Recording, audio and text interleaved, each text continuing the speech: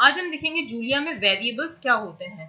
तो इसमें हम देखेंगे कि वेरिएबल्स होते क्या हैं, उन्हें कैसे क्रिएट किया जाता है, कैसे उन्हें यूज किया जाता है। तो इसलिए प्लीज आप वीडियो को लास्ट तक देखिएगा क्योंकि ये सारे टॉपिक्स को मैंने एक्सप्लेन किया है विद एग्जांपल्स। तो अब सबसे पहले वेरिएबल्स होते क्या हैं। तो variables are names used to hold one और मोर वैल्यूज। तो अब हम क्या कर सकते हैं, वेरिएबल्स की हेल्प से कुछ वैल्यूज को होल्ड कर सकते हैं। अब कैसे होल्ड कर सकते हैं, सपोज हमारा कोई प्रोग्राम है जिसमें हमें सिंपल इंटरेस्ट कैलकुलेट करना है, तो उसमें हमें प्रिंसिपल, रेट, टाइम, इन चीजों की जरूरत रहेगी। तो अब इन्हें हमें प्रिंसिपल, रेट और टाइम, इनकी जो वैल्यूज है हमें किसी न किसी वेरिएबल के अंदर क्या करनी पड़ेंगी, स्टोर करनी पड़ेंगी। लाइक हमने लिख दिया p इज इक्वल्स टू 1000 या r इज इक्वल्स टू 2, तो ये p r ये क्या हो जाएंगे, वेरिएबल्स हो जाएंगे। और वेरिएबल क्या होते हैं, जिनकी वैल्यू प्रोग्राम के एग्जीक्यूशन के दौरान चेंज हो सकती है, तो इसीलिए इनका नाम क्या है, वेरिएबल है। जैसे आप कोई क्वेश्चन सॉल्व कर रहे हो, उसमें आपको किसी पर्सन की एज अज्यूम करनी है, तो आप क्या लिख सकते हो, एज इज इक्वल्स टू 20 या ए इज इक्वल्स टू 20। तो ये एज या ए ये क्या हो जाएंगे, वेरिएबल्स हो जाएंगे। अब वेरिएबल्स का नाम आप अपने अकॉर्डिंग दे सकते हो, लेकिन इसके भी क्या होते हैं, कुछ रूल्स होते हैं जो कि मैं बाद में बताऊंगी। अब देखो, जैसे अगर हमें स्टूडेंट का नाम स्टोर करना है तो हम सिंपली स्टूड अंडरस्कोर नेम में दे सकते हैं स्टूडेंट का नाम, या सिंपली नेम के अंदर स्टूडेंट का नाम दे सकते हैं। तो ये तो हुआ कि वेरिएबल्स होते क्या हैं। अब बात आती है कि वेरिएबल्स को क्रिएट कैसे किया जाता है। तो अब जूलिया में normally dynamic type system use होता है। अब ये डायनामिक टाइप सिस्टम क्या होता है कि हमें ये नहीं बताना पड़ता है कि वेरिएबल किस टाइप का है। जैसे नॉर्मली सी या सी प्लस प्लस में होता है या जावा में होता है, हम लिखते हैं int a is equals to 12। इसका मतलब a क्या है, इंटीजर टाइप का है। तो इसका मतलब हमें डेटा टाइप बताना पड़ता है अदर लैंग्वेजेस में। यहाँ पर नॉर्मली जो होता है वो डायनामिक टाइप सिस्टम होता है, मतलब हमें ये बताने की जरूरत नहीं है कि जो वेरिएबल है वो किस टाइप का है। हमने सिंपली लिख दिया x इज इक्वल्स टू 89, मतलब कंपाइलर अपने आप समझ जाएगा कि x किस टाइप का है, इंटीजर टाइप का है। अब जरूरी नहीं है कि सिर्फ डायनामिक टाइप सिस्टम ही जूलिया में यूज होती है, इसमें हम स्टैटिक टाइप सिस्टम भी यूज कर सकते हैं। अब स्टैटिक टाइप सिस्टम में हमें ये बताना होता है कि वेरिएबल जो हम यूज करते हैं वो किस टाइप का है, लेकिन नॉर्मली ये जो यूज होता है ये स्ट्रक्चर्स क्रिएट करने में या फंक्शंस में यूज होता है, जिसमें हमें बताना पड़ता है कि कोई आर्ग्यूमेंट जो है वो किस टाइप का होना चाहिए। तो पहले हम क्या बताते हैं, वेरिएबल का नाम लिखते हैं, उसके बाद में इस इंस्टेंस ऑफ ऑपरेटर ये यूज करते हैं हम। इसके बाद में हम क्या लिखते हैं, टाइप, की किस टाइप का होना चाहिए। सपोज हमारा x एक वेरिएबल है, उसके बाद में ये इंस्टेंस ऑफ ऑपरेटर लगाया और फिर हमें क्या बताना है, इसका टाइप बताना है।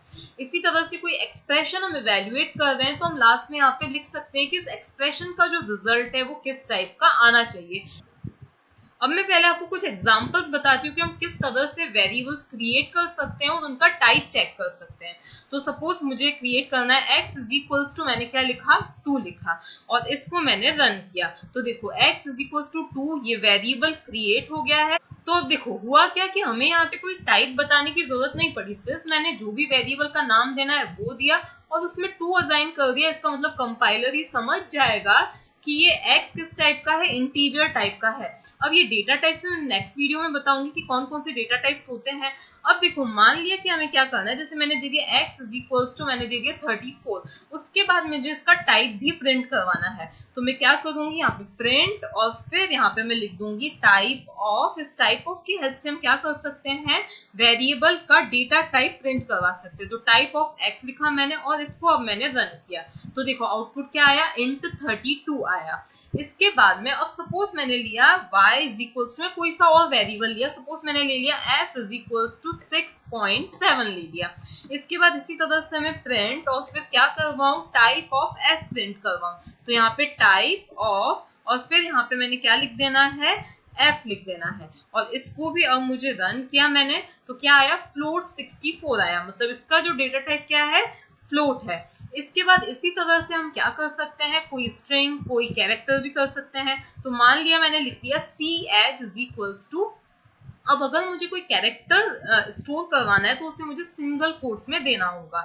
तो यहाँ पे मैंने लिख दिया r और फिर मुझे क्या प्रिंट करवाना है, इसका टाइप प्रिंट करवाना है। तो प्रिंट और फिर मैंने लिख दिया टाइप ऑफ और फिर यहाँ पे मैंने क्या लिख देना है CH लिख दिया। इसको रन किया तो देखो क्या आया CHAR, मतलब ये कैरेक्टर टाइप का। लेकिन यही मैं चीज अगर किस में दे देती हूँ, डबल कोट्स में दे देती हूँ, मतलब मैंने यहाँ पे ये चेंज करके दिया, भले ही सिंगल कैरेक्टर है लेकिन मैंने ये क्या दिया है, डबल कोट में दिया है।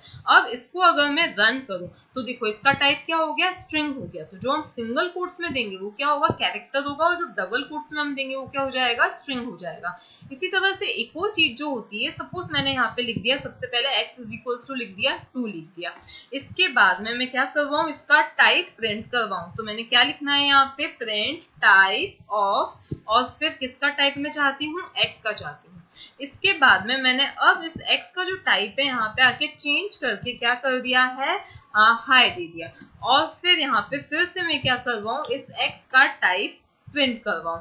तो अब देखो आउटपुट में क्या आएगा, इसको मैंने रन किया तो पहले क्या आया, int 32 आया। उसके बाद में क्या आया, स्ट्रिंग आया। मतलब यहाँ तक जो x था वो किस टाइप का था, इंटीजर टाइप का था। उसके बाद में ये क्या हो गया, स्ट्रिंग में कन्वर्ट हो गया। तो ये भी क्या होती है, डायनामिक टाइप। मतलब हमने क्या किया, रन टाइम, मतलब यहाँ पर पहले वो x टाइप का है, इंटीजर टाइप का है, फिर रन टाइम में हमने इसका क्या किया, टाइप चेंज कर दिया है। तो कंपाइलर अब समझ जाएगा कि ये किस टाइप का है, स्ट्रिंग टाइप का है, तो इसका टाइप क्या आया है, स्ट्रिंग आया है। ठीक है, अब बात आती है कि हम वेरिएबल्स के नाम क्या दे सकते हैं। तो अब देखो, क्योंकि ये वेरिएबल्स है तो हम कुछ भी नाम इनके नहीं दे सकते हैं, इनके कुछ रूल्स होते हैं। तो एक वेरिएबल के नाम में क्या क्या चीजें पहले अलाउड होती है, पहले हम वो देखते हैं।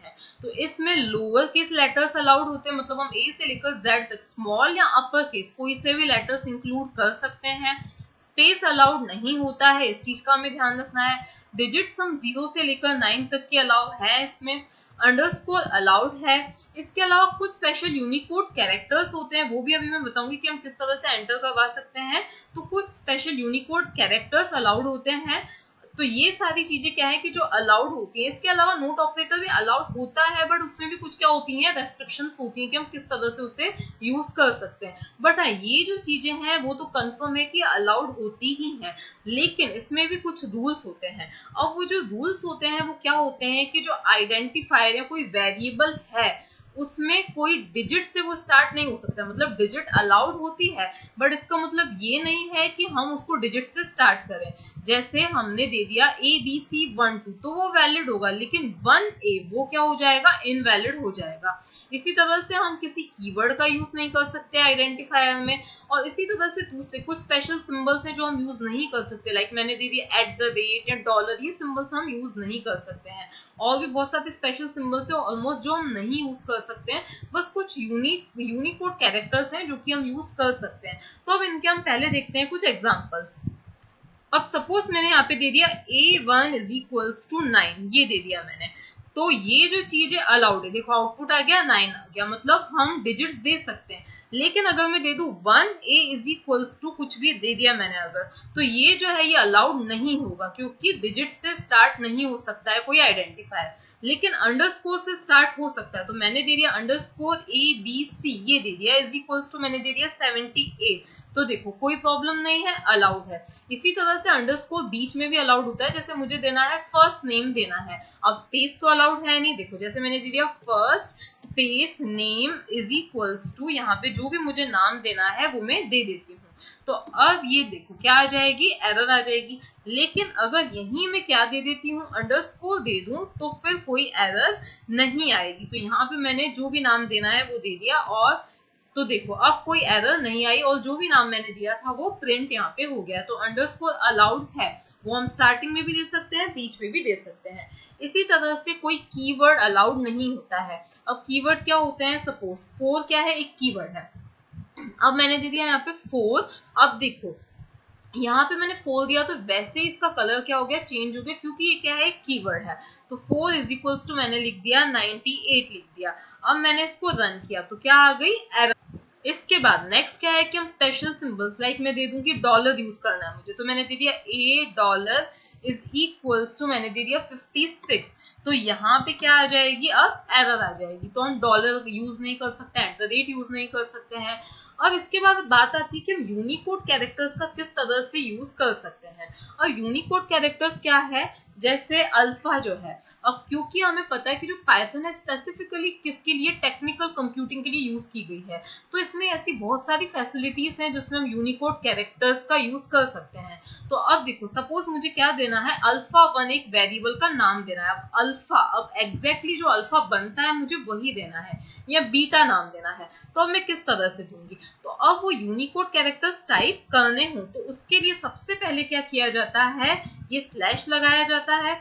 उसके बाद में जो भी मुझे नाम देना है, मुझे सपोज नाम क्या देना है, अल्फा देना है। उसके बाद मैं टैब प्रेस करूंगी, तो टैब प्रेस करने के बाद यहाँ पे देखो ये क्या बन गया है, अल्फा बन गया है। और मुझे सपोज मेरे वेरिएबल का नाम क्या देना है, अल्फा 1 देना है, या सिंपली अल्फा भी देना है। इज इक्वल्स टू मैंने लिख दिया 12 लिख दिया।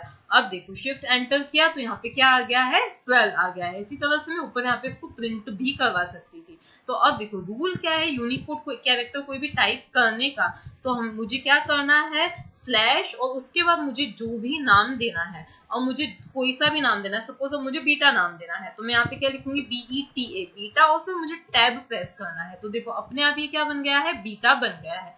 इज इक्वल्स टू मैंने दे दिया 8। अब इसको मैंने रन किया तो देखो क्या आ गया, 8 आउटपुट आ गया। तो इस तरह से हम क्या दे सकते हैं, यूनिकोड कैरेक्टर्स का यूज करके वेरिएबल्स का नाम दे सकते हैं। लेकिन कुछ जैसे फिक्स है, जैसे पाई है, अब मुझे पाई की जो वैल्यू है वो मैं चेंज नहीं कर सकती हूँ। अब जैसे मैंने दे दिया यहाँ पर, सिंपली मैं पहले पाई प्रिंट करवा के बताती हूँ। ये टैब, ये पाई हो गया, इसको अगर मैं रन करूं तो क्या आ जाएगी, इसकी वैल्यू आ जाएगी, लेकिन इसकी वैल्यू मैं चेंज नहीं कर सकती हूँ। सपोज मैंने यहाँ पे क्या दे दिया, PI और फिर टैब इज इक्वल्स टू मैंने दे दिया 9 दे दिया। अब इसको मैं रन करूंगी तो क्या आ जाएगी, एरर आ जाएगी, क्योंकि ये चीज क्या है, प्री डिफाइंड है। इसी तरह से अगर मैं दे देती हूँ स्क्वायर रूट मुझे लिखना है, तो यहाँ पे मैंने लिखा /SQRT टैब दिया। अब यहाँ पे स्क्वायर रूट आ गया। अब मैं अगर देती हूँ square root of 3 is equals to मैं दे देती हूँ 89, तो यहाँ पे भी क्या आ जाएगी, एरर आ जाएगी। लेकिन मुझे सिंपली ये चीज प्रिंट करवानी है तो मैं प्रिंट करवा सकती हूँ, स्क्वायर रूट टैब, और फिर मुझे किसका चाहिए, 3 का चाहिए। मैंने इसको रन किया तो देखो इसका आउटपुट आ गया 1.732।